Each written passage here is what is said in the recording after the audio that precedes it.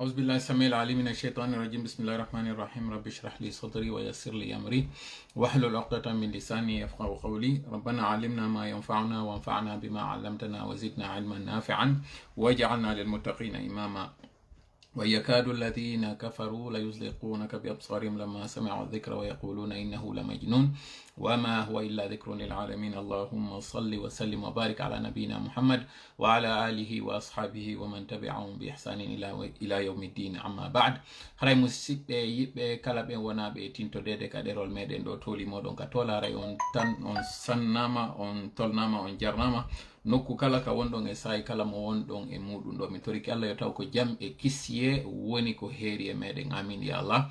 haray mi salmina ɗo hajja Adama Sow. mi yiɓe ɗo ɓe wi lo volume, mi anda so tawi haray ko ɓe wi volume on hino fanɗi, kono mi yi woɓɓe goo ɗo wano Touba Mbakke. haray mi salminima ɗo inni lo son e bon. mi anda noon so tawi haray o fewno ka géné ɗuma ka musique o wonno waɗude, si tawi haray ko fewno ka tawi yiɗo nandelan ɗo. mi yi woɓɓe ni ɗo amina wano dadde mi salminima. haray mi weltanike ma fota miɗo andi an sengo ka wontirɗa ɗo ni niɓɓi moƴƴa noon, kono ɗum e ɗum muɗum hiɗa hirude ɗo a tultata. haray mi weltanike ma fota haray noon hiɗe wondi ka fondoji wano noon. kañum kadi haray mi salminiɓe wiyeteɓe ɗo Issaga Diallo. mi sikkide ko Diallo ɓe yettete.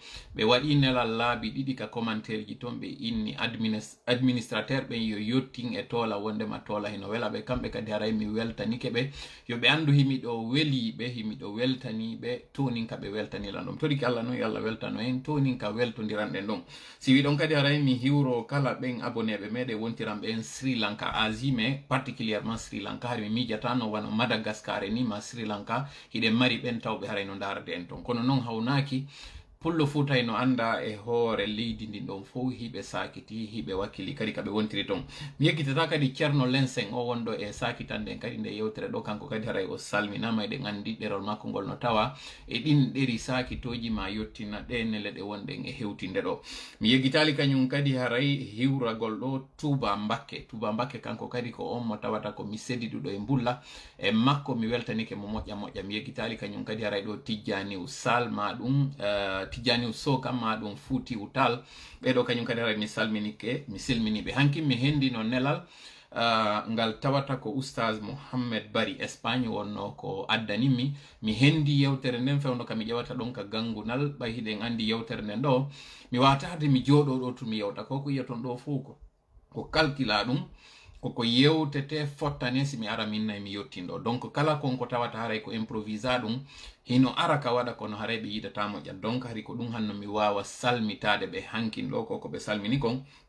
mi andina ɓe ko ɓe ngayuri min kadi yeeso an. mi andina ɓe kañum kadi himiɗo weltaniɓe no gasa ka gundo ka tawata ɓe anda yugol non ɗo. haray ɓe inni hiɓe coobi toola, hiɓe tori Allah e Allah okkor leydi lagine Fuuta ka kere toolaɓe buyi wano ɗiɗo ma tato. haray ɓe andu kamɓe tigi hiɓe tawa e ɗin ngayuji hanaɗi waccede fewno ɗo. si ɓe waccilan haray miɗo welti, kono miɗo andi haray ko ka yankinare e ka yiɗangol e ka hollugol teddungal ɗimo muɗum haray woni ko ɓe waɗiri ɗo. haray yoɓe andu miɗo weltaniɓe toni ka ɓe weltanilan ɗon. miɗo weltani ɗo kañum kadi haray monsieur Bari Modi Sori Bari. haray miɗo salminiɓe kamɓe kadi weltaniɓe. wano noon kadi mi yekkitali koto Bari ɓeya honno mi yeggiti ara inde maɓɓe ɗen ɗo gaccanayilan ɗo taw mi mari un petit blanc ɓay mi windano inde maɓɓe nden mi artito e ɗo. kono kamɓe kadi ko wontiranɓe en sengo Europe ton tawɓe kamɓe kadi haray hiɓe wakkili moƴƴa noon dartanagol on accake ko Fré Sadio Bari. miɗo weltaniɓe ɗo noon koɓe mi wowi yewtude e mum, kono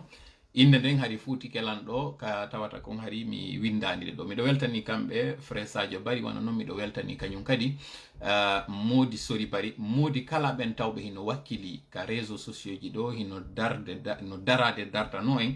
haray ɓe weltanayi ɓe jalnam. yeggitali kañum kadi Big Soul 224 egiɗo pullo ɓeɗo fof kañum kadi haray ko hanaɓe weltanede. yewtere meɗen nden hande ɗo en falaka e nde juutu.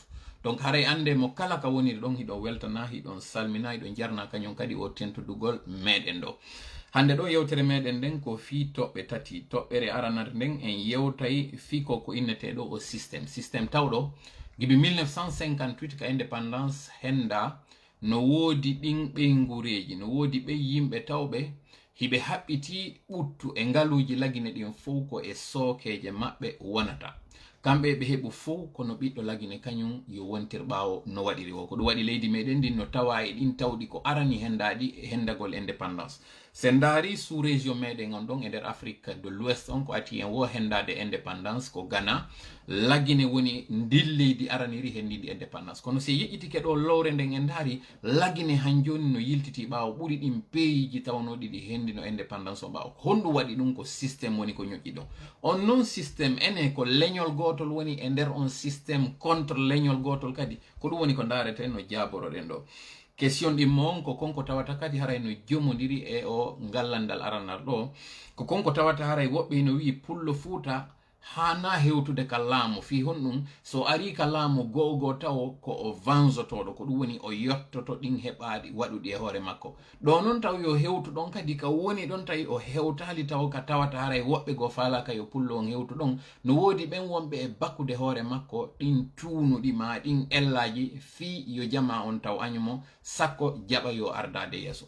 kono ɗon no woni ɗin ko wiwgol pullo ko maccinowo goɗɗo pullo ko añuɗo leƴƴi luttuɗi ɗin hande noon haray en daray no longoroɗen ɗum ɗon moƴƴa daren si koko wona e wowlede ɗon yarɗi hino tabiti ko gonga pullo ko añuɗo leƴƴi luttuɗi ɗin ko tawɗo ko waɗowo doole e hoore luttuɓe ka ko o toñiraɗo ɗon ɗon hina gonga en daray no jaboroɗen ɗum ɗon toɓɓere tammere nden haray ko koko tawata haray Alpha Condé hino yalti no yewtade ka ɗanningol hakkille yimɓe ɓen waɗa diversion on ɗaynama ɗum wi'en tun fenana jama on o wi'i wondema himo lanci projet minier o lanci activité minière ji ka zone Boké o wi noon haray on train réseau ferroviaire mo waɗi ɗon mo tawata haray ko train je woni e gollude e makko o yini ɗen train je ɗon haray ɗe yaltinayi jawdi leydi ndin kono ɗi wallitoto kañum kadi ɓe remoɓe haray noon nde yewtere meɗen hande ɗo koye ndaaruɗon yarli ko wiɗon hino wawa gasude ene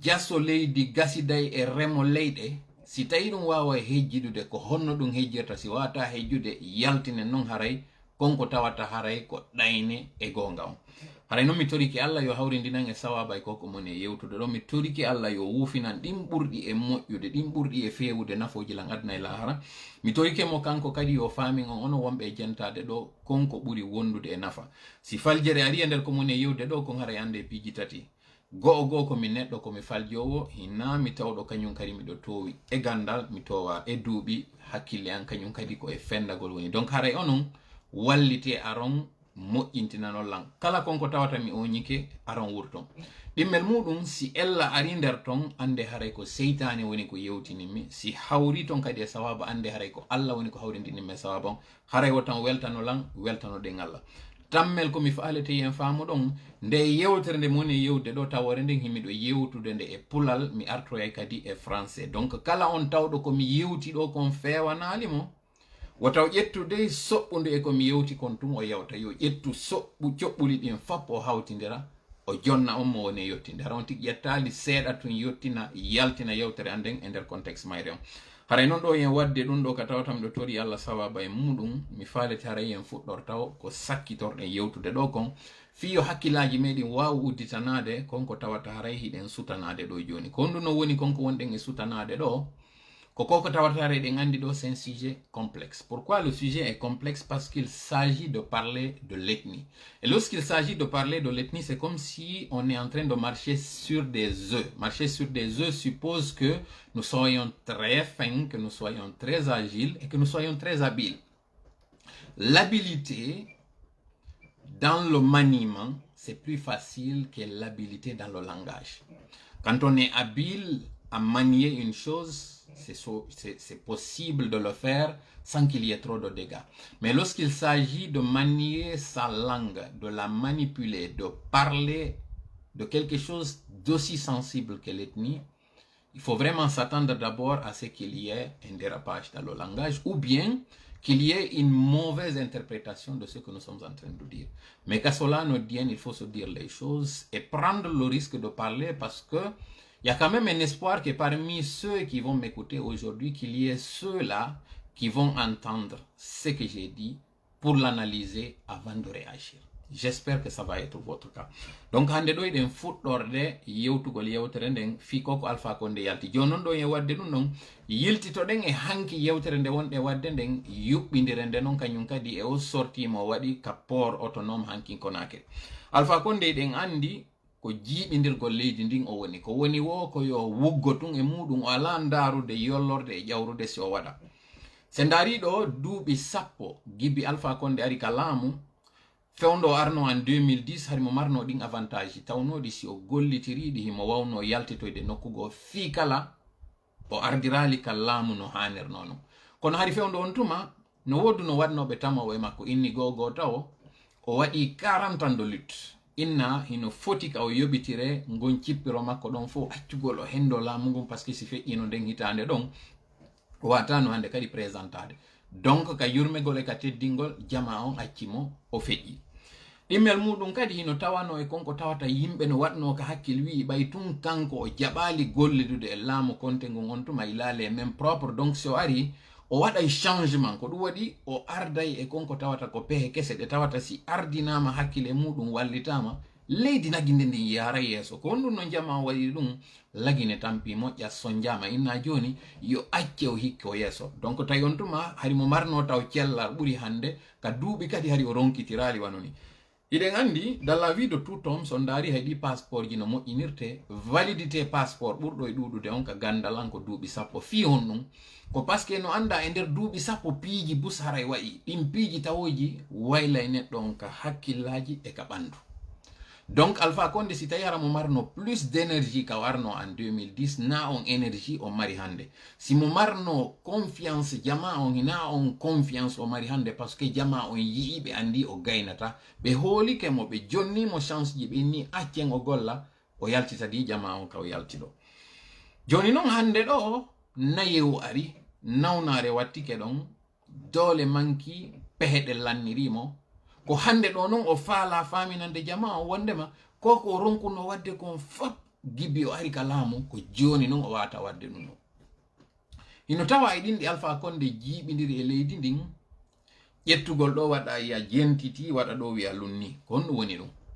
Alpha Condé o arno inni taw o waɗay train passager iwowo lagine yaha Burkina Faso. On train han joni mo moƴƴinede mi yaalima taw mi ƴawale makko c'est pas grave. O yimmi o ari o ukki mbuuɗi e électricité mbuuɗi ɗi tawata gouvernement ji ɗin fof si ɗi hawtindirama gibbi tan seyko ha ka wari o ƴetti ɗon naadali wasifa ɗi mbuuɗi e courant kono yite yaka curki yaka.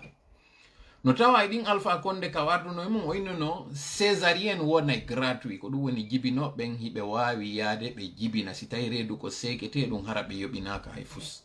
En yi kankan ka inna ɗon bassion makko ko ɗon suddiɗo falanoɗo firtade feƴƴini fi angal jogitede tambite waɗane konko wi ɗon. Promesse ji ɗi no ɗuuɗi se inni en ara e majji fop hande ko ɗo walete mbay noon ara en wi yewtere nde na en juutinde. Alpha Condé ko sakkitori wiwgol jama on ɗo ko wondema o chantier ma ɗum o projet mo wudditi ɗo boke ko train tawowo o transportay minji ɗin kono o transportay kañum kadi produits agricoles. Joni noon mi fala en yiltito yon zone ɗon famin piiji ɗiɗi taw. Zone agricole boke on ko honɗum wona e remede boke.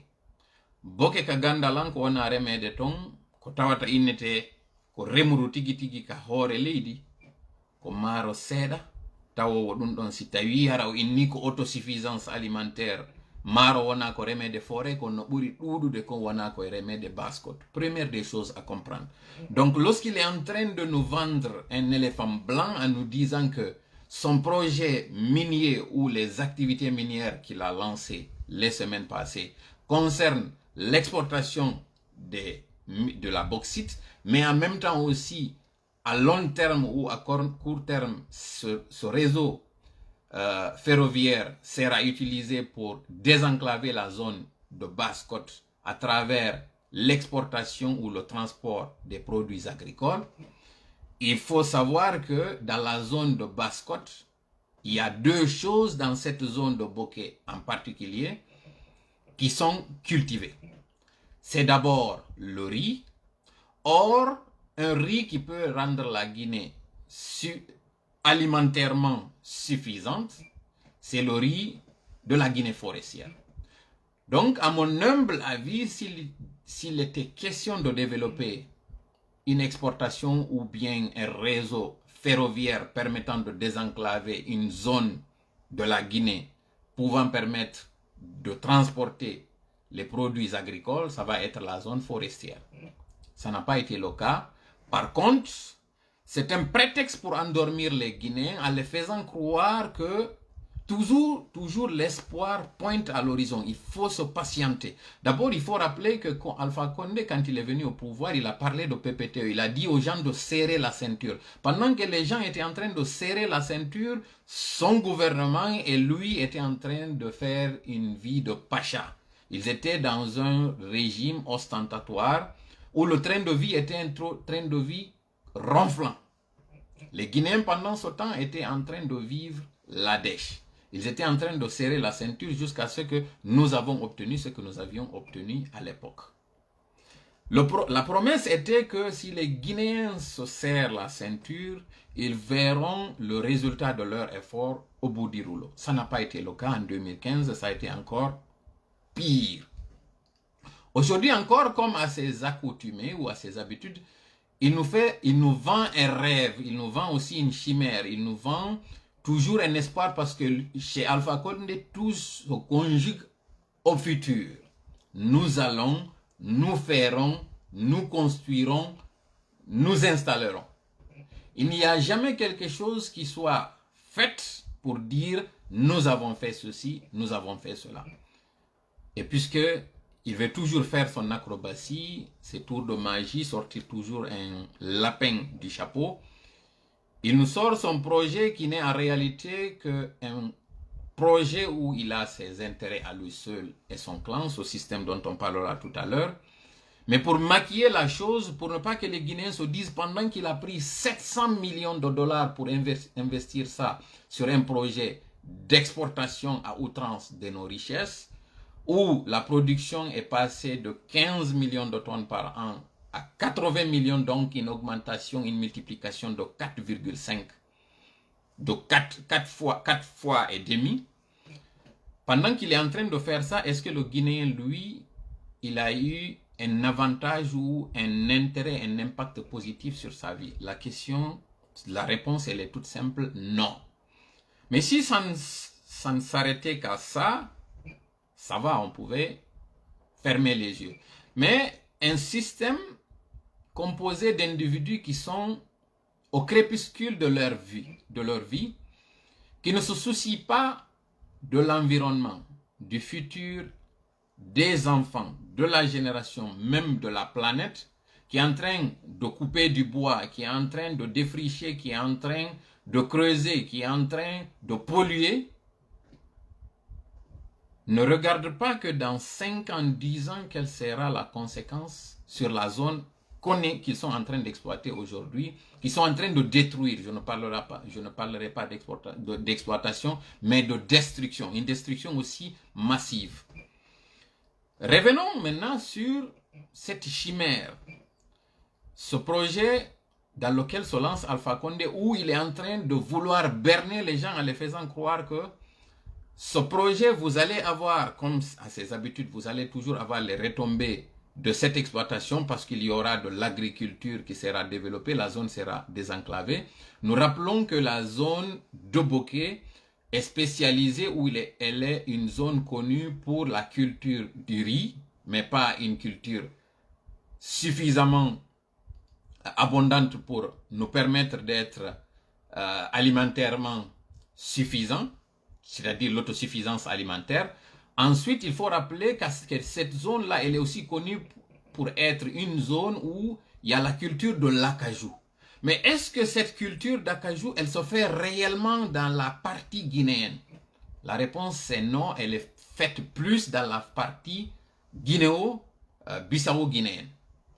Ce qui veut dire que même si c'était dans la zone guinéenne, en réalité, c'est une culture où on ne sera pas gagnant à tel point qu'on va dire que nous allons atteindre l'autosuffisance alimentaire parce que l'acajou est destiné à l'exportation. Ce n'est pas un acajou qui sera utilisé pour une consommation locale. Donc, il faut comprendre d'ores et déjà que ce projet, il est utopique, c'est juste une chimère. Premier des constats. Deuxième des constats, il est connu mondialement que la cohabitation entre mines et zones agricoles, elle est irréaliste. Pourquoi? Parce qu'une zone agricole est connue pour être une zone où il y a l'irrigation, une zone où il y a la nature, où il y a protection de la faune et la flore. Or, l'exploitation minière, c'est tout l'opposé de cela. C'est d'abord l'utilisation des produits chimiques, ensuite l'utilisation des dynamites, ensuite la destruction parce que les mines, par définition, c'est la terre, mais la terre niveau sous-sol. C'est ce qu'il faut creuser. Or, lorsque Alpha Condé dit que le projet sera fait concomitamment avec le développement agricole, il faut dire tout simplement stop, c'est du mensonge. Donc yewtere nen ɗo mi yiltito e mayre ɗo ko raɓɓiɗi Alpha Condé ko woni e wiide ɗo wondema zone boke on ko waɗini o tren makko ɗo ko fiyo taw hara minji ɗin yaltina e jawle meɗen ɗen o ɗannina kadi jama on o wiya ɓe wondema agriculture on ko ɗum remru on kañum kadi wallitete ɗon on ƴawra yeeso ko fenade noon par ce que goɗɗo wawata wiwde konko remete ɗon ko tawata haray ko maaro mais maaro iwowo kon foore no ɓuri ɗuɗude maaro wonko kon boke ɗon o wiya ko ɗum ɗon yata ha jama on hande kadi hara hina maaro importé ko haala noon o ɓaroray woni ɗum ɗon fi ɗanningol jama on ɓay toujours kanko ko yo fami jama on wakkile tun nafa kan hino arde yeeso ɗimmel muɗum kadi ko honɗum remete ka zone boke ɗon ko tawata haray ko yalage on noon kadi na e zone Guinée on tigi on yalage wona e remede ko zone tawo won ko Guinée Bissau hay si tawno noon hara koye zone Guinée on wona e sengo furkere laggini nde wona e remirede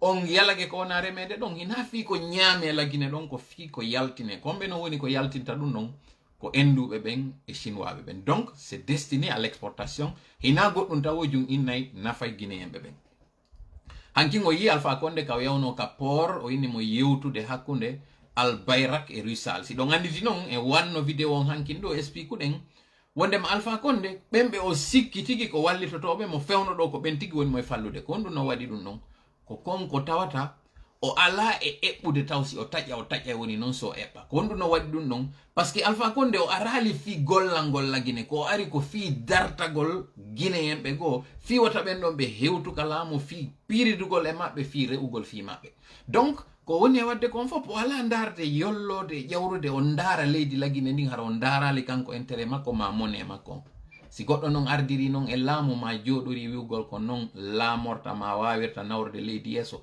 ndiyata e nokku donc haray ko raɓɓiɗi kon son daarinde yewtere makko ɗon on yuɓɓidirinde ko wiwno ɗen kon hankin wondema trewal ngal ɓe wingal dogay ɗon Conakry Express on wata dogude ko par ce que riisiɓe ɓen ɓe hollimo wondema ko kamɓe jeeyi hande ɗo o sikkuno kanko e Poutine wallaymo hendo ko faala ko mi profita ɗo noon taw hande ka 4 juillet ɗo wiwgol happy Independence Day to all my American fellows mo kala e mon ka wontiri hande ɗo ande ko fête nationale si tawno ko 2 octobre ñande ɓe wonnoɓe lay darde ɓe andi mi waɗuno kañum kadi feetugol Guinée on par ce que ko 2 octobre woni fête nationale meɗen on hande ɗo kadi leydi ɗimmiri wernude landindi tawata komi citoyen mayri tawata hino wakkili fiyan hino hiwde fiyan ko États-Unis d'Amérique no woniri noon kañum kadi Canada ko 3e pays an on ma 2e pays États-Unis woni 3e ala kulle haal hande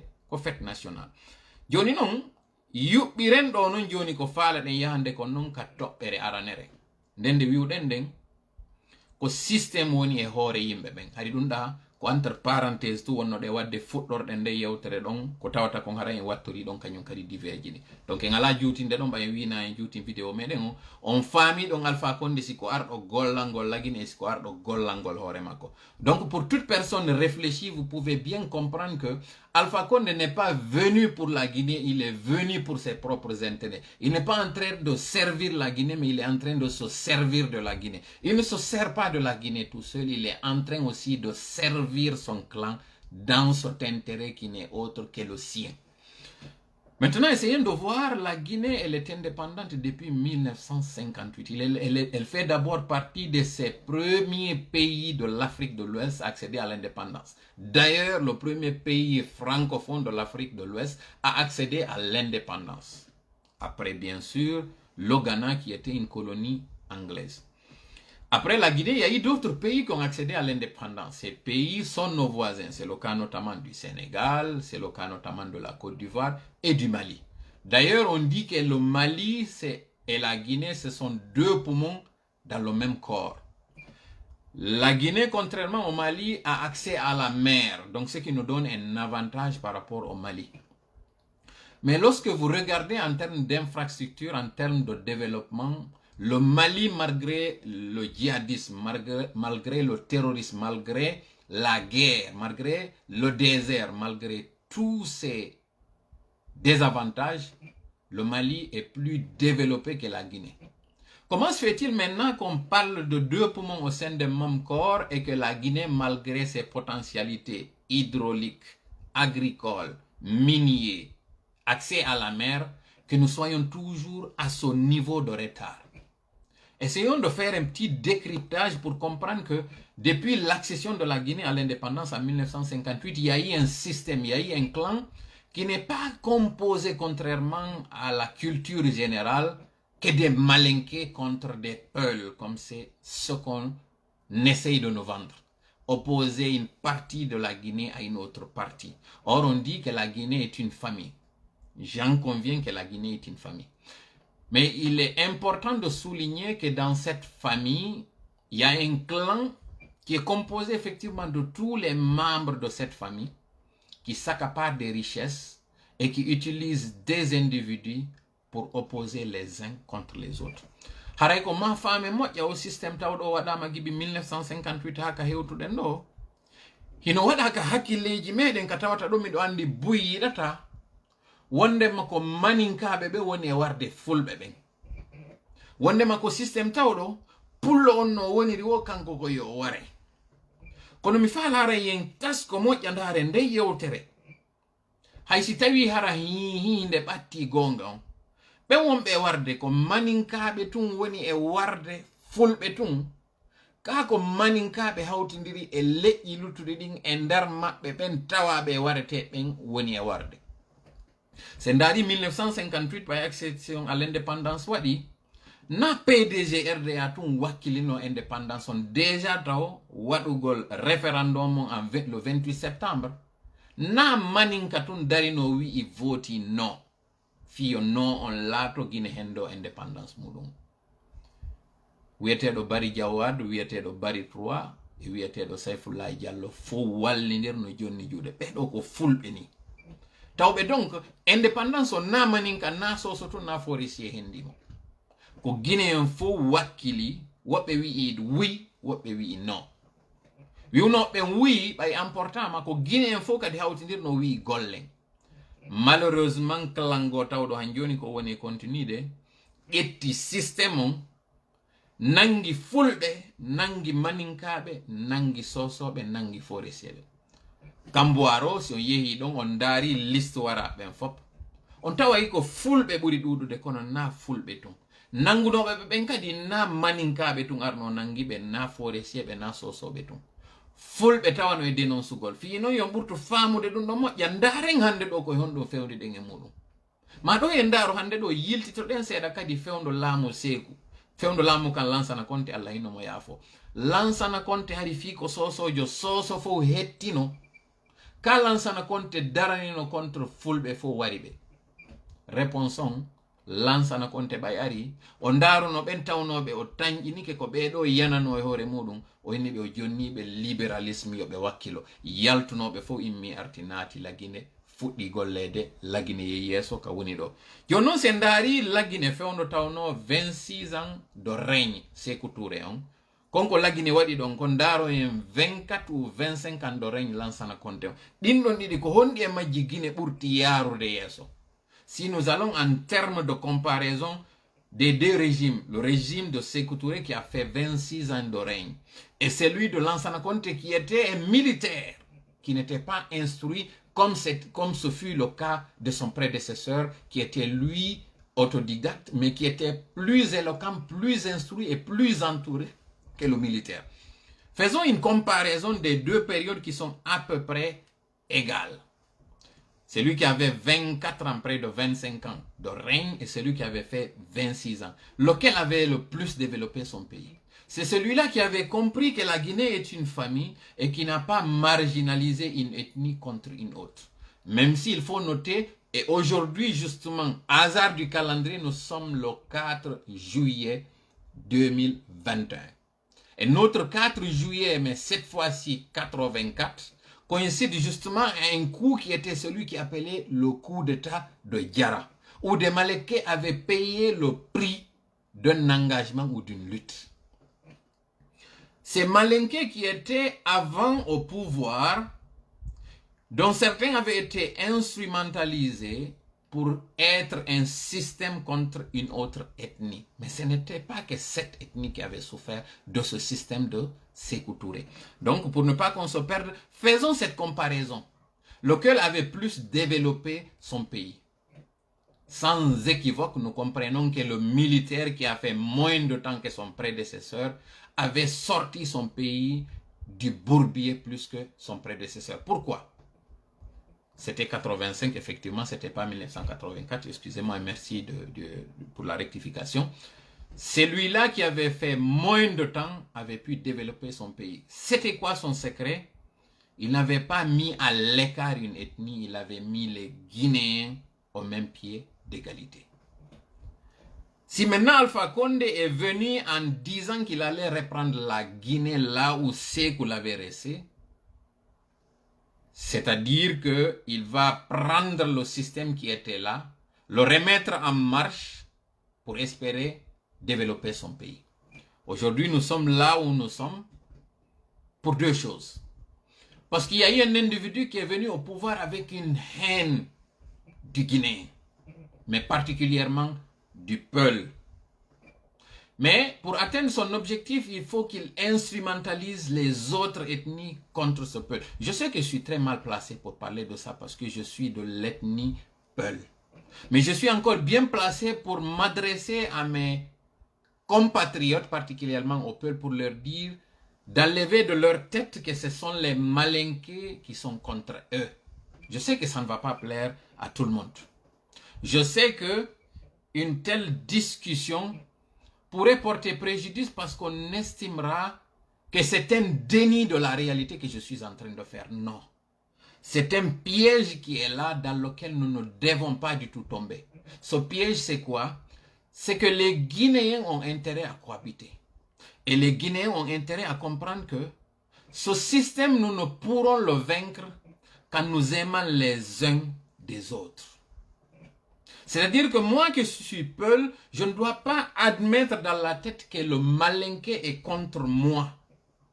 Ou que le Soussou refuse d'être à mes côtés contre ce Malinké. Ou que le forestier est indifférent. Il faut qu'on enlève ces idées de nos têtes et comprendre que le système là, qui est en train de nous étouffer, il est composé de toutes les ethnies. Et par conséquent, pour déstabiliser ou pour désamorcer ce système, il faut aussi le concours de tous les Guinéens afin qu'on puisse enfin sortir de l'ornière. Si toutefois, et ça concerne notre deuxième point, parce que nous avions commencé par le premier, si toutefois on vous dit que le Peul, une fois au pouvoir, fera une vengeance, essayons de voir est-ce que ce Peul déjà, pourquoi est-ce qu'il se vengera? Pourquoi on nous dit que ce Peul-là, il ne fera pas mal, mais il se vengera? Pourquoi à la place du mot justice, on parle de vengeance? Pourquoi au lieu de venir attaquer celui qui fait l'injustice, on s'attaque à la victime? C'est parce que c'est fait à dessein. C'est parce qu'en réalité, ils sont en train de masquer un fait. Ce fait, c'est quoi? C'est que le Peul qu'on accuse de tous les 7 péchés capitaux d'Israël en disant d'abord qu'il est ethnocentriste, qu'il est esclavagiste, qu'il est rancunier, qu'il rejette toutes les ethnies, lui, à son profit. Essayons de voir ce Peul-là. quel est son comportement dans son pays. Aujourd'hui, si nous regardons en termes de mobilité des personnes, le Peul se déplace le plus en Guinée et dans la sous-région que toutes les autres ethnies. Comment alors comprendre que quelqu'un qui est mobile dans son pays puisse être quelqu'un de replié sur soi-même et qu'il puisse rejeter les autres alors que c'est lui qui se fait accepter dans les zones d'arrivée, les zones d'accueil? Un exemple très simple. Lorsqu'un Peul de l'Abbé se déplace pour venir s'installer en Haute-Guinée ou en Basse-Guinée, il ne vient pas à l'idée de s'installer dans ces zones pour que lui, sa culture soit celle qui va primer sur les autres, qui va étouffer les autres. Non. Au contraire, lorsqu'il vient, il s'intègre. Sa première intégration d'abord, c'est le fait d'aimer le lieu où il est venu en achetant des terrains et en y investissant. Donc, il devient un garant pour la prospérité de cette zone. Un. Deuxièmement, il épouse la langue du territoire, la langue du terroir, la langue de la zone, à tel point que c'est dans les familles Peul que vous pouvez rentrer et trouver que la majorité, sinon la totalité des membres de la famille ne parlent pas la langue Pulaar, mais la langue du terroir. Comment alors comprendre que ce Peul-là, qu'on l'accuse d'être ethniciste ou bien qu'on l'accuse d'être raciste alors que c'est celui-là même qui épouse les critères ou les caractères ou les traits du lieu qui l'accueille? C'est inconcevable. Il en est de même que lorsque ce Peul sort de la Guinée, qu'il aille dans un autre pays, que ce soit en Sierra Leone, que ce soit en Gambie, que ce soit au Sénégal ou partout ailleurs, partout où il vient, il a la capacité de s'intégrer à tel point même qu'il devient un assimilé à la zone. Donc, comprenons très bien que cette idée qui est véhiculée, c'est une idée qui est exacerbée par certains individus qui pensent être victimes et qui pensent que c'est tout le monde qui est contre elle. Il faudrait qu'on change cette vision. Il faudrait qu'on change cette lecture pour que le peuple comprenne, d'abord lui, avant que les autres le comprennent, qu'il ne s'agit pas de tout le monde contre lui. Il s'agit d'un système contre lui ainsi que les autres. Si aujourd'hui nous faisons une analyse sur les geôliers de Corentin, particulièrement ceux-là qui étaient derrière Alpha Condé dans le parti RPG. Si je prends l'exemple de la dame qui est Bangoura, tantôt qu'on qualifie d'être Bangoura, tantôt qu'on qualifie d'être une Souma, même une Camara, elle était membre active du parti d'Alpha Condé. Mais lorsque Alpha Condé a estimé que la femme est en train de s'opposer à ses idées, il l'avait mise en prison.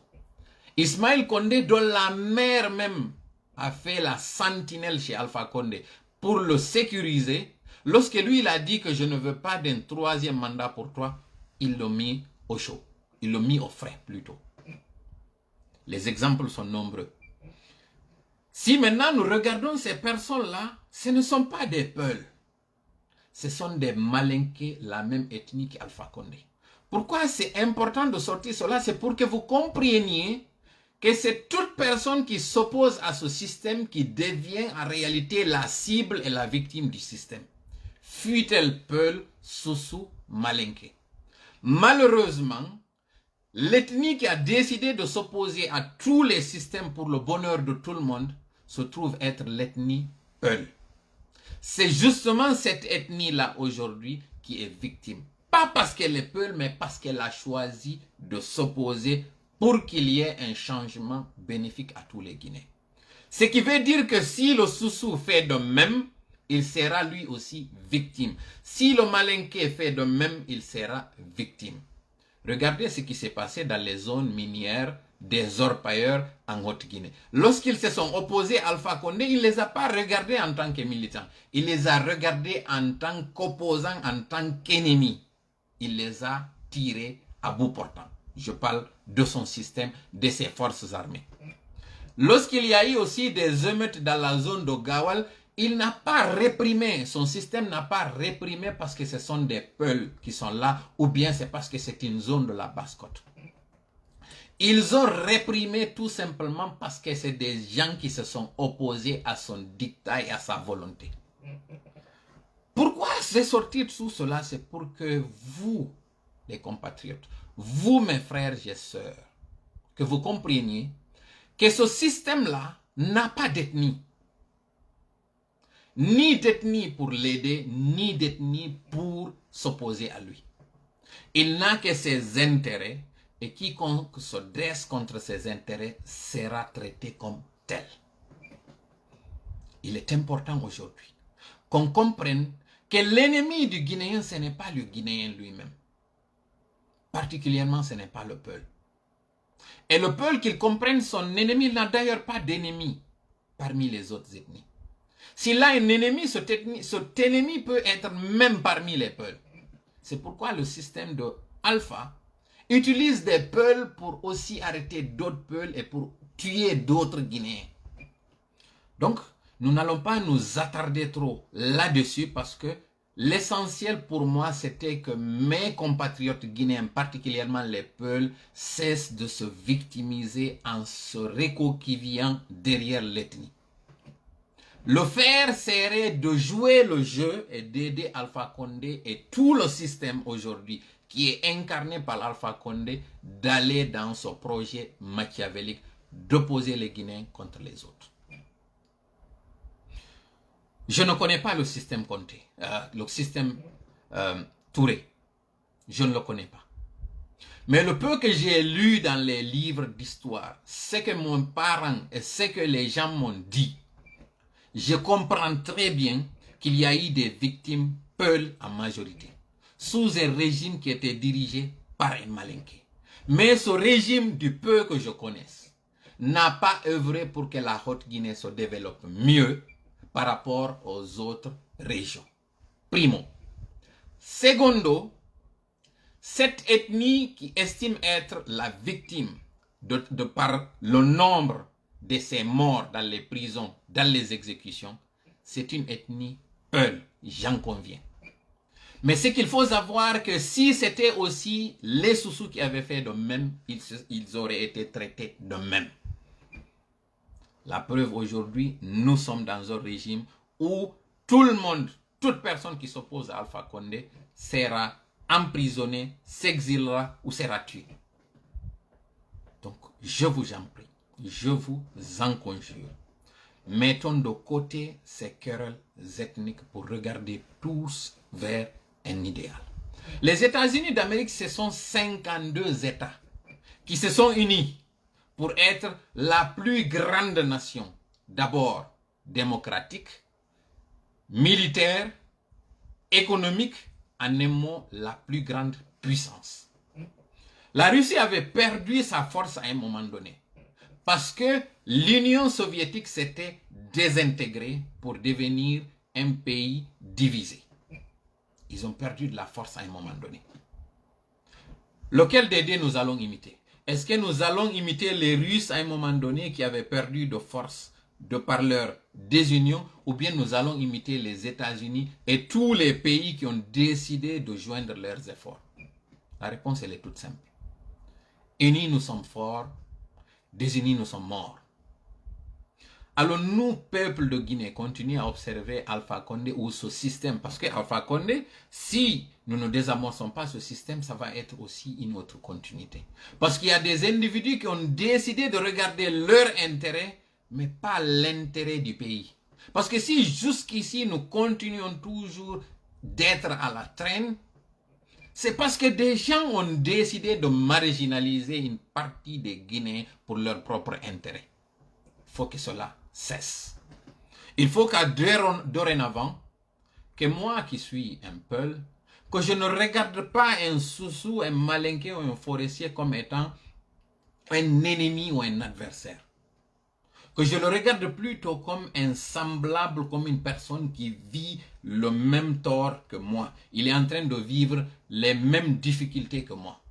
Et par conséquent, Si nous nous donnons la main, non seulement nous allons arrêter ce système, mais aussi nous ferons en sorte que le Guinéen ne soit pas le premier candidat à l'exil ou à l'immigration clandestine. Un pays qui est devenu aujourd'hui le plus grand exportateur, si ce n'est le premier ou l'un des plus grands d'exportateurs de richesses minières, mais que ses citoyens soient aussi l'un des plus grands candidats à l'immigration clandestine. C'est-à-dire aujourd'hui, la Guinée, c'est le plus grand pourvoyeur de demandeurs d'asile dans le monde. Enfin, les pays, en tout cas, qui ne soient pas en guerre. Comment comprendre alors que pendant que les richesses du pays sont en train d'être vendues aux plus offrants, dilapidées, que le Guinéen, lui, soit lui aussi vendu aux plus offrants dans les pays, soumis à tous les traitements inhumains? Comment comprendre cela? Jusqu'à quand nous allons continuer d'observer cela comme si de rien n'était? Ça va continuer tant que nous sommes en train de nous regarder en chien de faïence. Donc, Jamala Guinée femme moya, be wonbe e warude hande do, be ala warirde yimbe ben fi bay tunko be fulbe. Haysi ko dum. Hibe warirde be paske be do, be ndari be tawi ngunjaggu wata gasude mabbe, be subi kambe dartagol. Fewndo Seku Touré wonno kalamu o golla nano maninkaɓe ma hot Guinée ɓuri ko tawno haray o golla ni région ji luttuɗi ɗin. Maninkaɓe si en suɓiɗo en daari en limi 26 ans de règne fewndo tawno ko Seku. En an de règne ka tawata ko Seku Ba Konate. Alpha Condé kañum kadi 10 ans ji makko ɗin sen hawtidiri ɗiɗo fo ko duuɓi jeɗu. 37 ans. E nder 63 ans. Gibi hendi den indépendance. 63 ans, ça a été 37 ans d'erton. Ça veut dire que plus de la moitié gibi Guinée inna hendi ke indépendance. Maninka bi hikki be yeso ben utinirali sabu dum on jalirali dum maninka jon sabu ko maninka woni yeso. Pullo wullo do on non e nder ko wulli do wullinira ka bay ko pullo. Ko wullinira ko paske kanko o subi ke dartagol. O sali ke njaggumu o wakili o wi miɗo jokki handi leydi hetto parce que kam mi ari wo mi gollay mi gera ɗon hetto. Kala non suɓiɗo kadi waɗirgol wa pullon woni ko maninkajo, woni ko sosojo, woni ko forestier ko ka rewi e oɗa konko ɗum kadi rewata e makko.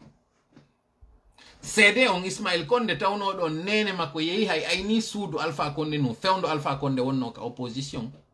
Alpha Condé ndarirano ɗum wi o ɓiɗɗo oɗo ɓay wi falana kalan 3e mandat mi bonotako e makko mi accaynomo ɗon o naɓunomo ka kaso pandan enna. Debbo wiyeteɗo on ko bangura wonde ɓe wiyatamo wonde ɓe inna ko camarajo wonde ɓe inna ko sumajo ko debbo tawnoɗo hino tawano ka membre RPG Arc-en-Ciel nder ton wakkilaniɗo fi Alpha Condé. Kono ɓay on debbo ini ɓiɗɗo makko on windaka ka larme Alpha Condé ƴettunomo naɓi mo soki fi kala gogo ko debbo ɗimmol mum ko militanjo 3e man ko towɗo duuɓi. Si ko pullo non tun e wiyayno ko pullo tun kono oɗo na pullo ko daraninoɗo kadi walliti kañum Alpha Condé. Donc femme moƴƴa itten ka hakkillaji men konko tawata ko wallitagol Alpha Condé wonde e waɗude tuma goɗɗo pullo jooɗi wiya ko victime ɓay ko pullo tun o haɗa ɗon.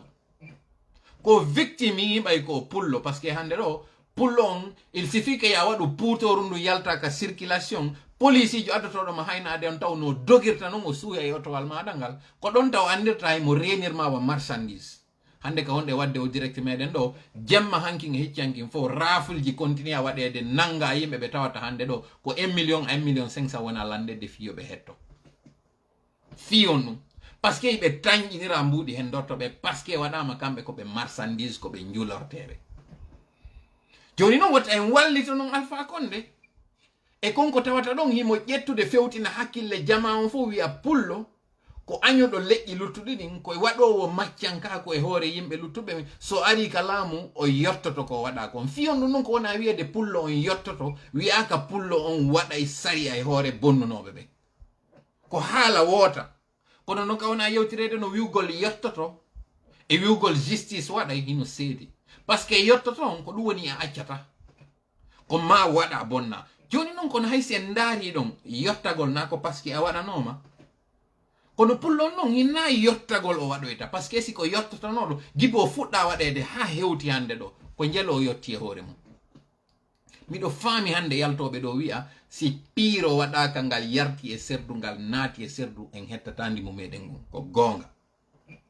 Kono ndaren hande Côte d'Ivoire ɗo tawnoɓen ko gere ɓe waɗuno ɗo ɓe inni ɓe moƴƴini ka leydi maɓɓe ɓe itti monnaie. Ndaren hande Alassane Ouattara, ndaren Guillaume Soro, ndaren ɗo Laurent Gbagbo ko on to woni. Ko gere non ɓe waɗuno pendant plusieurs années no pirede.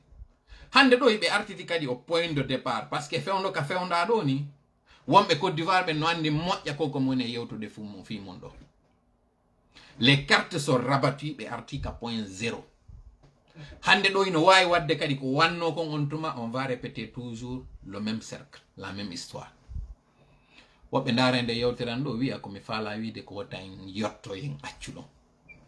Woɓɓe kadi ndara yewtere ande en faama wondema piège mo Alpha Condé woni e wadde on wata en wallitomo ton parce que wallitagol mo yon piège ko ƴettugol waɗen hoore men ko en victime parce que ko en fulɓe alors que non ko en victime parce que en suɓike dartagol. Kala non on hande tawɗo ino wawi dartade o yi ɗum ɗo o tawi moƴƴa ko woni e wadde mo wawi en tawtude pas parce que o tawti en ko en fulɓe mais parce que o tawti en parce que mo reni gonga on ko juuɗe meɗe woni. Si mi wi non ɗum ɗo mi wolira ɗum wasi ko mi pullo ɗum to mi wi tawtime ko parce que ande mi décidi dartagol. Mi faala non onon kala wonɓe darde lamɓen ɗo parce que en hewti ka lannode vidéo meɗen on yon yottige kala ɗimmojo moɗon on. Si goɗɗo wi on pullo yiɗa leƴƴi luttuɗɗin yeyte mo pullo on taw sabande makka tawi kon lagine fo o jinday ka o yehi o hewti o kadi o jooɗorto wasi ko ɗon wonno gurdam makko ɗan gibi o taga on wata arde hewta e nokkure aña ɓe yimɓe nden nokkure. Goɗɗo tawɗo ino mari jawdi sakandi e hoore leydi on wata yiɗude gere waɗa o wata yiwde himo añi goɗɗo parce que imo andi so añi on jawdi makko ni ndi hewtete joni.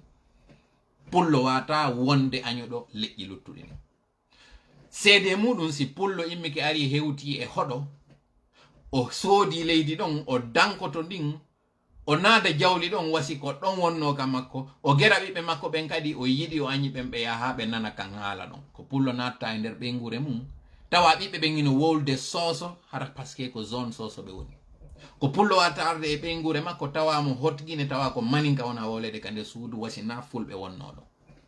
Ko leñol hongol luttugol wawɗon yiide no immo wano ɓe fonctionnaire ɓe miɗo anditi wano pita immetonoɓe e région ji luttuɗin ara pita ɗon waɗaɓe ɓen ka cité kaka cité ji ɗon ɓe woni ko seeɗaɓe e maɓɓe innata sooda investisa ɗon wa'a wasi ko ɗon jeyano ɓe howlay noon pulal laaɓungal pos fo no nantori ndal no hejja.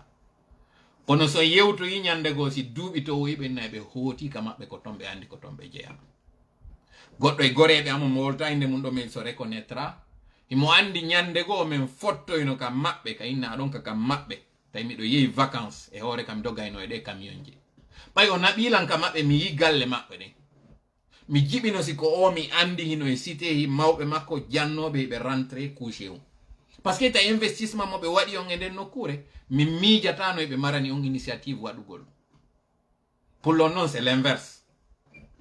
Pullo ko investisata e nokkure nde wari e muɗum nden wonde o yeggita he ko wiwno ɗon preuve o ngande ɗo ndaare Fuuta koko bonnaɗo fop liɓana ko homɓe donc tawi jaɓu wallitagol ɓe kan ngesa yen wi'u jama luttuɓen no añe wonɓe gerdude e meɗen ɓen añuɓe ɓen hiɓe tawa e meɗen ko fulɓe go ko ɓen ɗon duwaɗen wattude e feere wattidiren e feere taw jaɓen ɗum ɗon sengo men on sengo non leƴƴi luttuɗen kadi hollen ɓe assurance fenande nde yaltintinen nde e kene wondema ɓen wonɓe e wowlude piiji e hoore men ɓe wowlay woni tun fiyo ngaygu wanno hakkundeji meɗen hara noon en jaɓali wallitagol noon si goɗɗo inni leƴƴi luttuɗen no añuma an kadi wawi ɓe añimmi ko ella noon hara mi toriki Allah yo uddito en ɓerɗe ɗe moƴƴa e hakkillaji ɗin o wawna en faamude moƴƴa wondema koko moni e wowlude ɗo mi wowlira naafigiyagal ko moni e wowlude ko par ce que ka nder ɓeygure an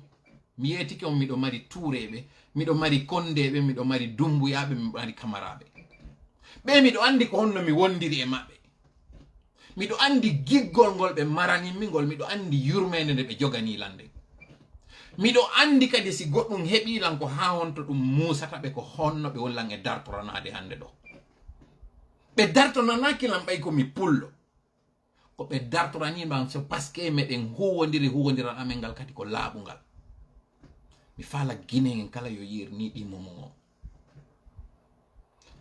ɓeygure nde mi ne'a e muɗum nden Bellevue sonnaɓe wonɓe ɗon ɓe mi toriki Allah yo Allah ɓeydanɓe duuɓi ko Hajja Kadijatu Sinayo ko ɓe makete giggol ngol ɓe hollinmi ngol nedini ɓe waɗanimi ndin ka nder ɓeygure ɗon mi yirali ɓe wa Sinayokoɓe ɓiɓɓe maɓɓe ɓen kadi ɓay ɓe jombaɓen kamum ko yette baɓe soriraɓe an yo Allah hinno ɓe yaafo Allah jabla CPG